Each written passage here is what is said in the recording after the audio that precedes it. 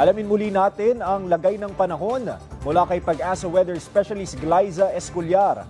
Ma'am Glyza, gaano po kataas ang tsansa na maging bagyo itong mga LPA? Yes, Sir Gab.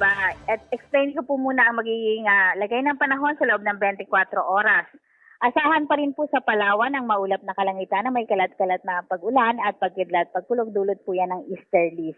Samantala, ang nalalabing bahagi naman po ng ating bansa patuloy na makakaranas ng mainit at malinsangang panahon sa loob ng 24 oras. Bahagyang maulap pa rin po ang kalangitan at posible ang mga pulupulong mga pag-ulan o pagkidlat pagkulog lamang.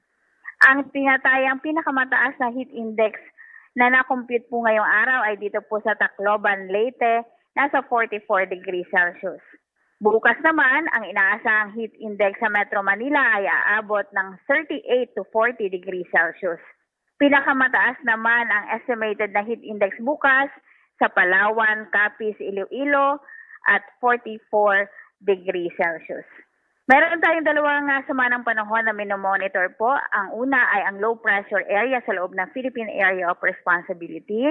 Huli itong namataan 910 kilometers, silangan ng northeastern Mindanao.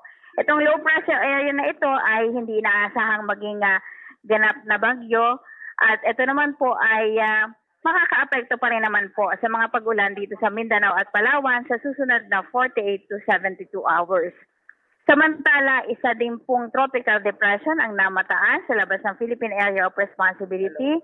Ito po ay huling namataan 2,575 kilometers, silangan po ng northeastern Mindanao. Ito po ay wala pang epekto sa bansa sa susunod na 3 araw at inaasahang makakapasok ng Philippine Area of Responsibility sa Sabado o Linggo.